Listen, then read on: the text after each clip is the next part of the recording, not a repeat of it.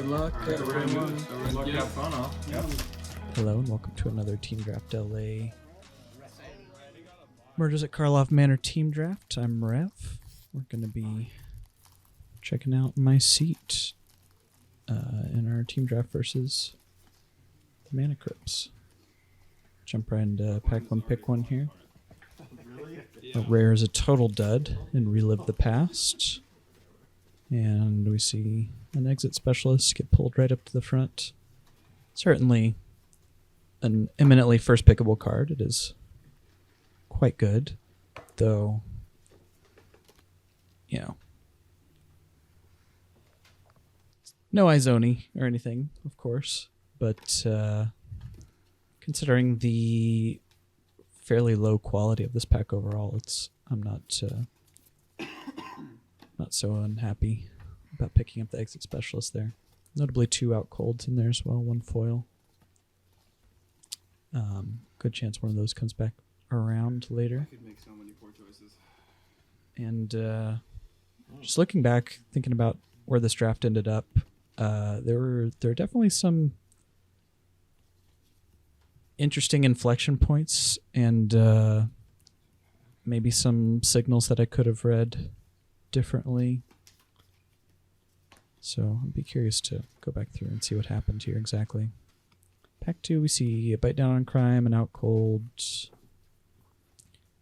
Relic Warder from the list is a fine card. It's a 2/2 that eats a clue or something. And a Lush Portico getting pulled out to the front here. It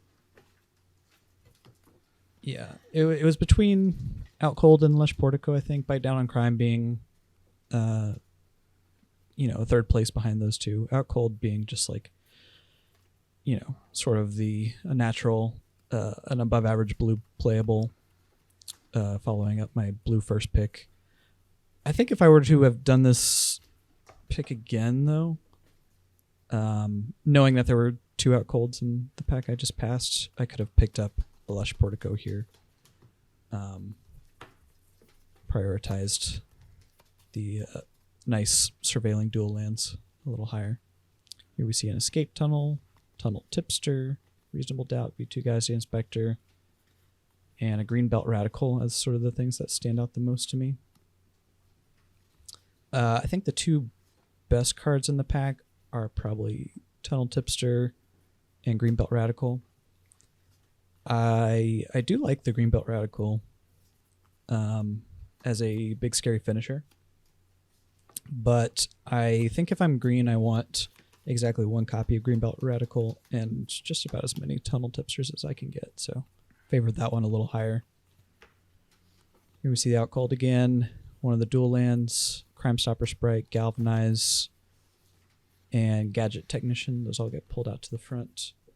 Gadget Technician is an above average disguise creature, I think. And here, we see another Out Cold. We know I already have one. So the second one is going way down in the pick order here. And I do... Oh, and another Relive the Past, notably. It's the second completely dud copy of that rare. But I do sort of correct my line of thinking here and pick up the surveilling dual land just to keep my options a little more open.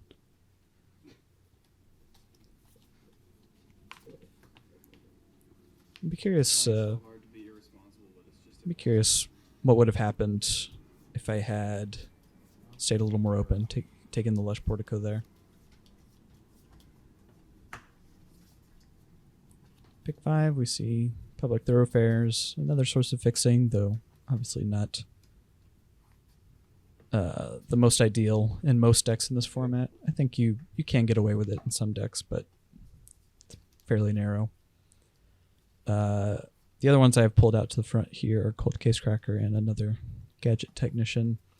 And I go with the Cold Case Cracker. It's just hard to argue with something that says investigate on it in a team draft setting, especially when decks in general are not going to be as optimized. Obviously, it depends on the pod and the mindset of the people in it. But if your decks are not going to be as synergy focused, then just having a bunch of 2-for-1s will get you a lot of wins. Gadget Technician, pretty close second, I would say there. But the clue making of the cold case cracker is gonna edge it out a little bit.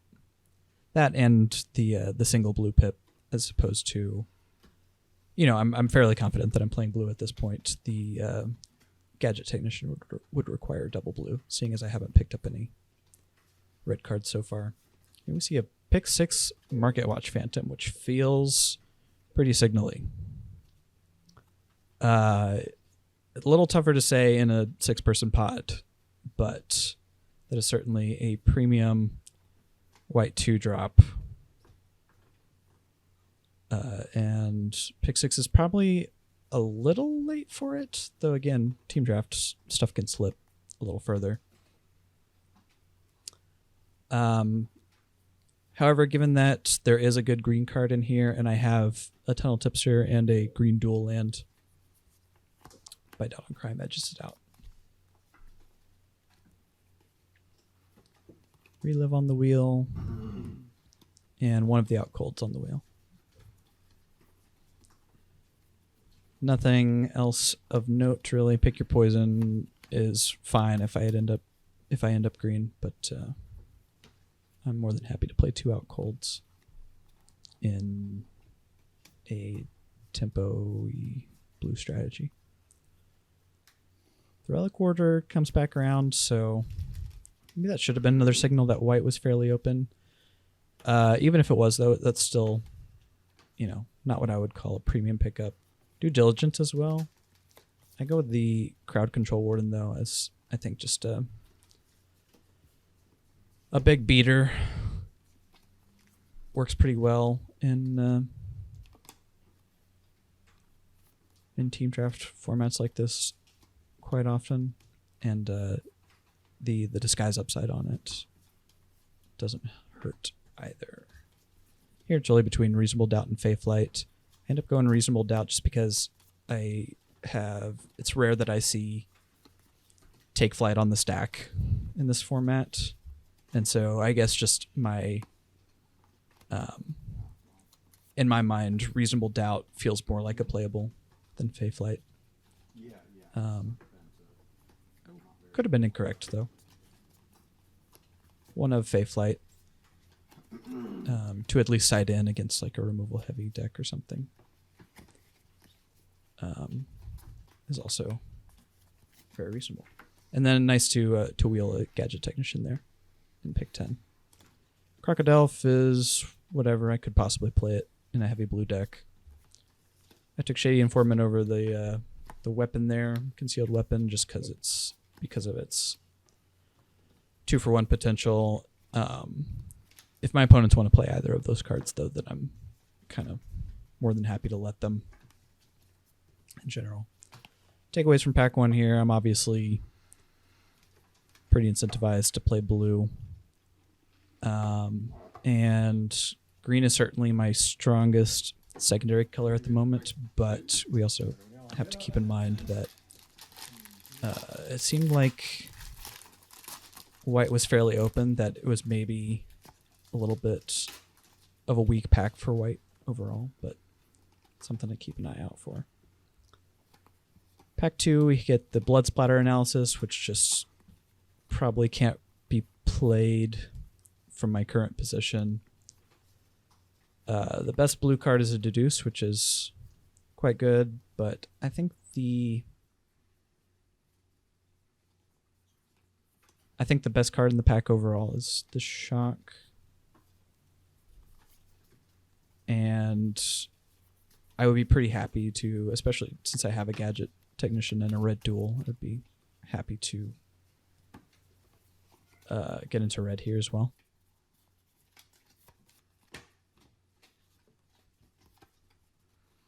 Oof, and this was a banger of a pack. Chorus to Kill, Hard-hitting question, Lush Portico, Novice Inspector, and the 10th District Hero. There we go. Yeah, these two in the front especially are very, very strong cards. 10th District Hero is an absolute bomb, though. And so as much as I'm, pretty incentivized to play blue here, I don't think obviously I don't want to pass either of these cards to my opponent, but if I get to pick and play one of these, I would probably prefer it to be the 10th District Hero. In addition to just absolutely dreading seeing it across from me on the battlefield. Not thrilled about passing a Novice Inspector either, though.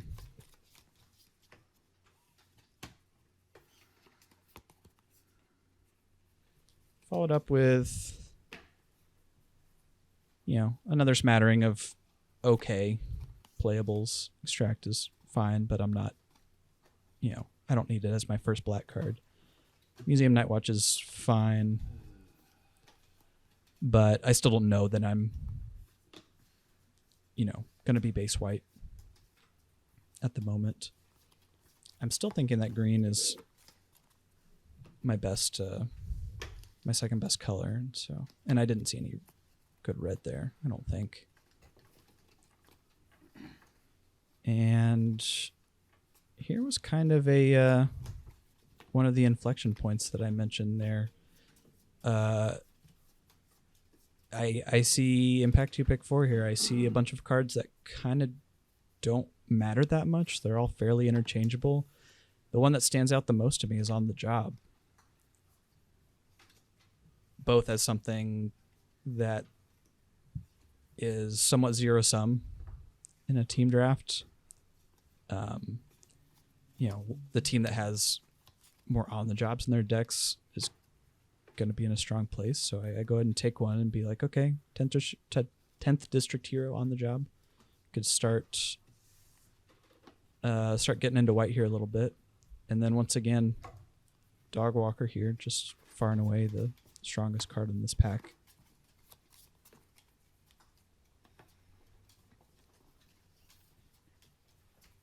And fits into the on the job strategy perfectly. It's pretty much a 2-card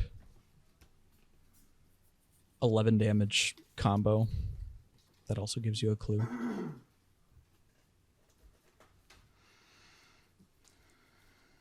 Here we see another Tunnel Tipster, but I am, these last few picks have been moving me away from green as my secondary color.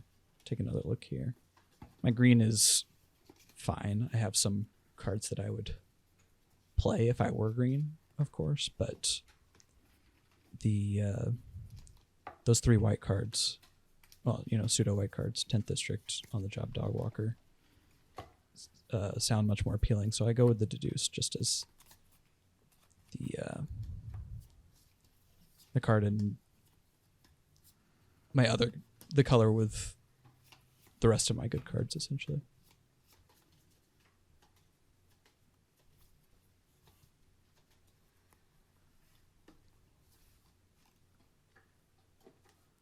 Again, a bunch of stuff that I feel doesn't matter too much.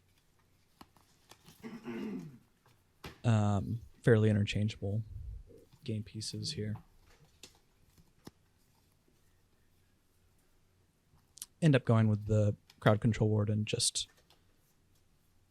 I guess, to put myself further into white. Due Diligence doesn't seem like something I need to prioritize picking up, especially.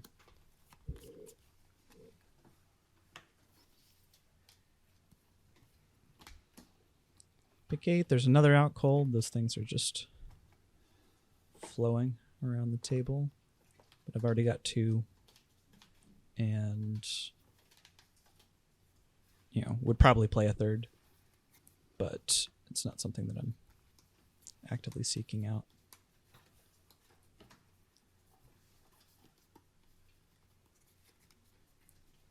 So I think this is a good time to pick up a Thoroughfare, just in case.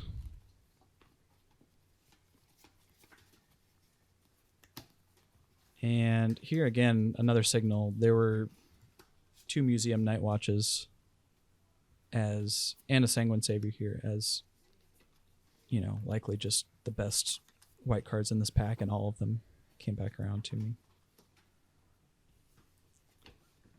I think I, briefly considered the Sanctuary Wall here, just having, after reading the white is open signal, but decide that it's not really, doesn't really fit in with my go wide strategy that I'm working on here. Another concealed weapon.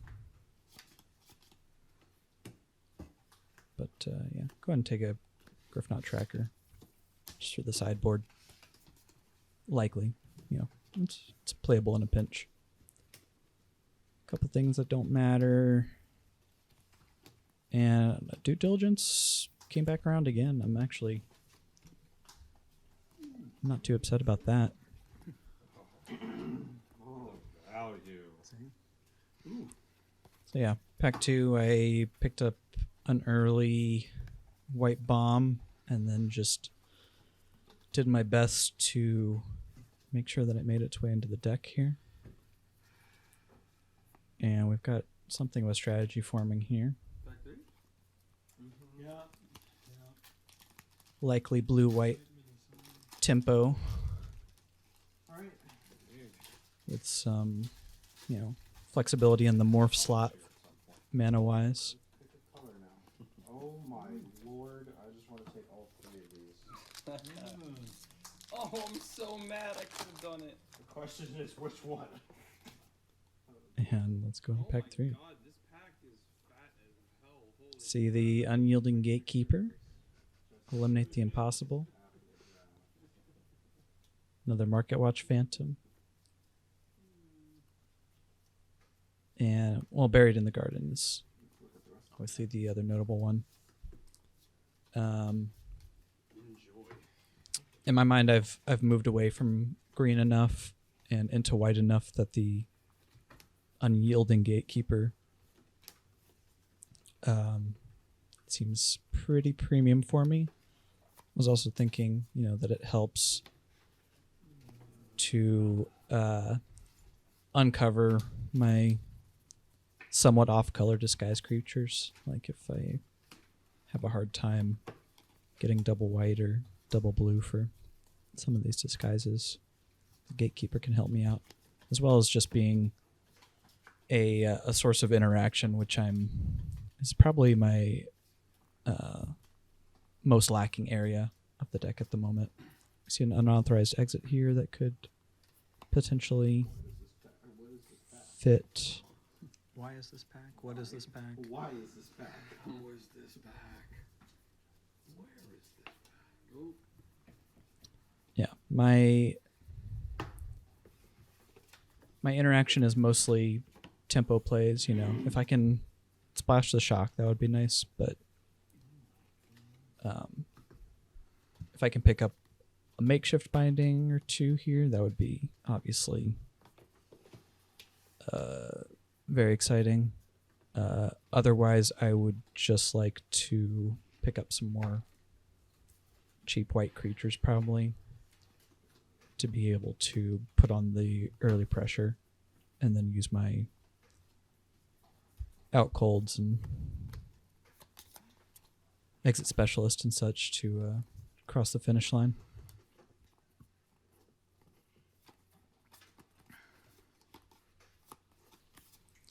And right on cue, see a Seasoned Consultant in a pack that is mostly not for me, as a very good piece of the white go white strategy, and a slot on a 2-drop creature, which I'm somewhat lacking in that department at the moment. Elegant Parlor would obviously be nice here to help splash a shock. Gadget Technician, it's obviously an above average disguise creature, but if I'm taking Elegant, in my mind anyway here, if I'm taking Elegant Parlor to help splash shock, then I'm just passing on a second shock that I would also probably like to splash, as well as, you know, giving a premium removal spell to the player on the left who is most likely in red from what we've seen. So go ahead and take the second shock here. Partial hate draft, partial spec. Thundering Falls, again, I would just love to pick up any of these duels, but I think the Projector Inspector is just a little too important. See, Galvanize and a Pick 6 Novice. We see two Galvanizes, actually. But obviously Pick 6 Novice Inspector is basically exactly what I want. Couple of blue 2-drops and a Market Watch Phantom. Yeah, I feel like I'm really getting paid off for reading the wide as open signals, even from midway through pack 1.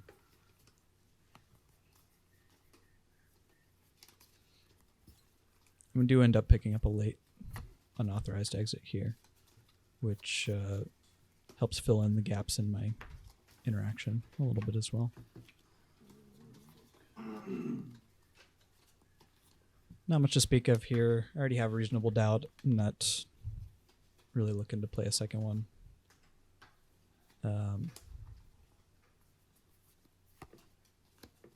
Benther Criminologist, just in case I need some other body, I guess. What's the thought?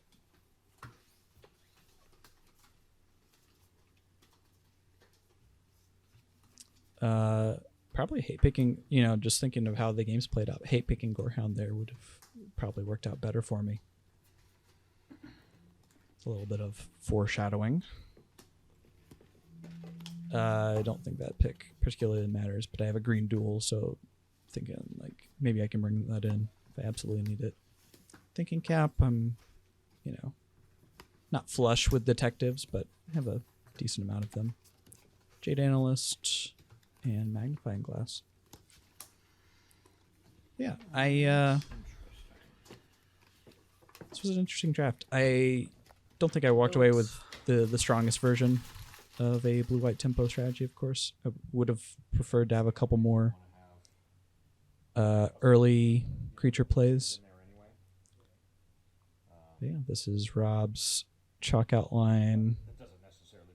Insidious Roots built, and here is Alex's is it card draw kind of strategy with the profs and Gleaming Gear Drake and such. Thanks so much for watching. Let me know what you think.